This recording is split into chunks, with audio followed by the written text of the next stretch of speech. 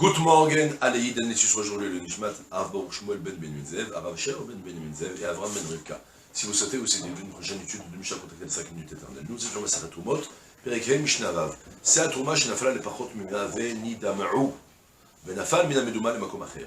Rabbi Eliezer Omer, Medama'at, ki Trouma Badai. Chachamim Omrim, En Ameduma Medamea, Ela Lefi Cheshbon. Ven Amechumatz Machmitz, Ela Lefi Cheshbon. Ven Ameim Sheuvin, Poslin. Et Amigve, et là les filles Reshbon. On a une Mishnah qui continue un petit peu le même principe, la même marloquette entre Rabbi Eliezer et Chachamim dans la Mishnah précédente, et qu'on avait aussi dans la Mishnah Bet, avec une petite nuance quand même, à savoir, lorsque j'ai une mesure de Trouma qui se mélange dans des fruits choulines, eh bien, est-ce qu'on considère que maintenant, alors, dans les cas précédents on avait parlé, tu as le devoir de maintenant de ressortir une mesure pour la donner au Kohen. Et est-ce qu'on va considérer que c'est la même Trouma qui est tombée que maintenant tu as relevé, ou bien non? C'est vrai qu'en théorie, tu as le devoir de prélever, de relever de nouveau une Trouma, d'en sortir une mesure pour le donner au Kohen. Mais concrètement, statistiquement parlant, elle est à 1/100e, 1/100e en fait, composée de Trouma et de Choulin. Parce que maintenant, ça fait un mélange considéré comme homogène, puisque tu as un doute sur tout. Et donc dans ce cas-là, il y a 1/100e de Trouma. Ça, on avait vu dans la Mishnah précédente. Maintenant, dans la Mishnah, on a aussi quelque chose de semblable, à savoir, on a maintenant une CA de Trouma. Chez Nafla, les Pachot Mimea, elle est tombée à moins de 100. Béni de Méo, et les fruits sont devenus interdits. Soit, par exemple, j'ai une mesure de Trouma qui est tombée dans 50. Dans 49, ce sera plus facile pour parler. Elle est tombée dans 49, donc maintenant, il y a 1/50e des fruits qui sont Trouma, et 49/50e des fruits qui sont Choulin. Le mélange se fait. Il y a maintenant il y a une mesure de ce mélange qui va tomber dans un nouveau mélange de fruits. À savoir, en l'occurrence, je ne sais pas moi, 100 fruits. Non, 50 fruits encore de nouveau, comme ça on va s'appeler les mêmes chiffres. Est-ce que maintenant, on va dire qu'il y a maintenant, bah écoute, fais le calcul. Dans le premier mélange, tu avais 1/49e, 1/50e de Trouma. Donc aujourd'hui même, une qui va se mélanger même dans deux, en théorie, il y a déjà 1/100e, après, tu veux mélanger avec 3, tu mélanges encore avec 50, c'est encore mieux.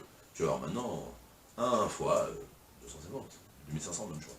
D'accord 50 fois 50, ouais, d'accord, on est d'accord 2500. Donc, tu as fait un super bitoul. Ou bien non, on va dire non, tu avais un mélange, donc peut-être que chaque tourma, chaque mesure que tu vas sortir, peut-être que c'est elle-même la tourma. Et donc, si c'est peut-être elle-même la tourma, elle va se mélanger maintenant dans un nouveau mélange, il y a 1 contre 50. Et c'est la marloquette qu'on a de nouveau, qui ressemble à la marloquette qu'on avait entre Rabbi Eliezer et Chachamim, depuis Mishnah Bet, Mishnah He, puis maintenant Mishnah Vav. Ça, Trouma, chez Nafla, les Pachot, Mimea, Venid Memo. On a une salle de Trouma qui est tombée dans moins que 100, par exemple dans 49, donc ça fait un 50e. Venid Memo, et tout est devenu interdit à la consommation, il n'y a aucun moyen de le manger, vous vous rappelez comment il faut fonctionner, il faut les vendre au Kohen, on lui vend les 49, 50e au Kohen, on lui dit, à part ça, tu as même une Trouma qui t'appartient, et tout ça. Maintenant, ce qui s'est passé cette fois-ci, c'est que Benafal, Minameduma, les Makom Acher, de ce mélange, il y en a eu une mesure qui est sortie, qui est tombée, qui s'est mélangée avec d'autres fruits. Rabbi Eliezer Omer, Rabbi Eliezer me dit, Medama'at qui est tombé Badaï, eh bien, ce qui s'est retiré, qui est sorti, ça va faire du 10 mois, comme si c'était devenu une vraie Trouma. Elle-même la Trouma. En l'occurrence, donc, il va falloir maintenant, pour qu'elle s'annule de nouveau, il faudra qu'il y ait 100 contre celle-là qui est tombée. Tandis que Chachamim te disent non, pas du tout. En Ameduma, Medamea, elle a le Cheshbon. Le Meduma, le mélange de Trouma avec les Choulin, Medamea ne va être interdit par mélange. Elle a le Cheshbon que selon le Cheshbon, selon le compte, selon le pourcentage. Donc 1/50e. Donc ta mesure, elle est déjà 1/50e. Il y a par rapport à. Tu as sorti une mesure, je ne sais pas moi, 1 kg, ben tu vas voir 20 grammes, d'accord, qui vont être Trouma, et 980 grammes qui sont, ça, j'ai pas fait de calcul, j'ai pas fait d'erreur, normalement, ouais. Donc, tu as fait comme ça, 1/50e, et 980 qui sont pas Trouma. Et donc, dans ce cas-là, tu vas devoir annuler les 20 en rajoutant ce qu'il faut, en conséquence, avec même une seule mesure, ça suffira. C'est que les Cheshbon. Même principe aussi, de même aussi avec le. Alors, c'est un sujet je crois que dans le Trouma, on ne va pas tellement l'évoquer, ce sera plus dans Masechet Torah, là, on en parlera. Ce qu'on appelle être mechametz, pour faire lever les pâtes. Vous savez, à l'époque, pour faire lever la pâte, alors on prenait il y avait une première pâte qui avait fermenté, on en prélevait un petit peu de cette pâte, on la laissait bien fermenter. Une fois qu'elle était bien fermentée, on prenait elle-même ça, c'est le levain naturel. Je crois qu'il y en a encore des gens qui mangent que ça. D'accord, donc tu reprends maintenant de ça, tu le remets dans un nouveau pain. Et ainsi de suite, ça va te faire fermenter, tu vas prélever la base du pain, un petit peu de pâte, et ça va de nouveau fermenter encore plus, et ça va faire fermenter encore des pâtes. D'accord? C'est le principe. Et bien, elle fait fermenter l'autre. Sur ça, on a un principe qui est Mechametz. Donc, imagine que tu as pris maintenant un morceau de challah, tu as pris ton bout de challah, que tu as prélevé, vous savez, la challah qu'on prélève, ce qu'on donne en théorie pour le Kohen. Ça, c'est comme de la touma, c'est un principe. Imagine que tu l'as mélangé dans cette challah dans une pâte. Tu t'es trompé. Tu l'as mélangé, ça t'a fait tout fermenter. Et après de cette pâte, tu as retiré de nouveau un morceau, et que tu vas faire fermenter une autre. Alors on a le même principe que Chachamim vont dire de nouveau. Ta trouma, la challah, la trouma comme on dit, donc la challah elle-même, la statue de trouma, elle s'est mélangée maintenant dans une première pâte. Il y avait 49 mesures. Donc maintenant la question est de savoir combien tu as de mélange. Les Chachamim vont dire de nouveau, tu as un 50e, surtout dans une pâte, ça va te faire un vrai mélange homogène. Tout va se communiquer. Quand tu vas retirer maintenant une nouvelle mesure de cette pâte, et bien dans cette mesure, tu vas voir un 50e challah, et 49 50e qui sont produits. Et de ce fait, tu vas le mélanger dans une autre pâte, ça va s'annuler. D'accord? Le principe. Et de même aussi, je traduis la phrase, je l'explique, après je vous explique en quoi ça a un rapport avec la Mishnah, c'est très dur à comprendre. D'accord? Et de même, l'eau puisée va annuler un maïm sheouvin, shaouv li sheov maïm, c'est puiser de l'eau, comme on a Rivka qui était shorevet, cette shorevet. Et posline atamigvé, l'eau puisée va invalider le migvé, et là les filles, je vois uniquement selon la quantité, le pourcentage. J'explique d'abord quelques petites halachot de migvé.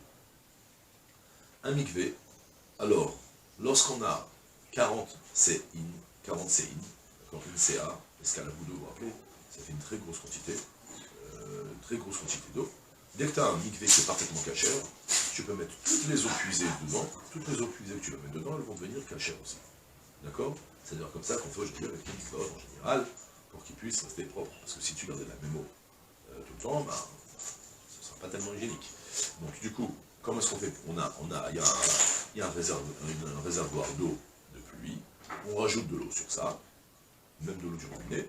Et l'eau du robinet, après, on l'a fait dégouliner par un certain système qu'on a peut-être évoqué dans le Barthénois.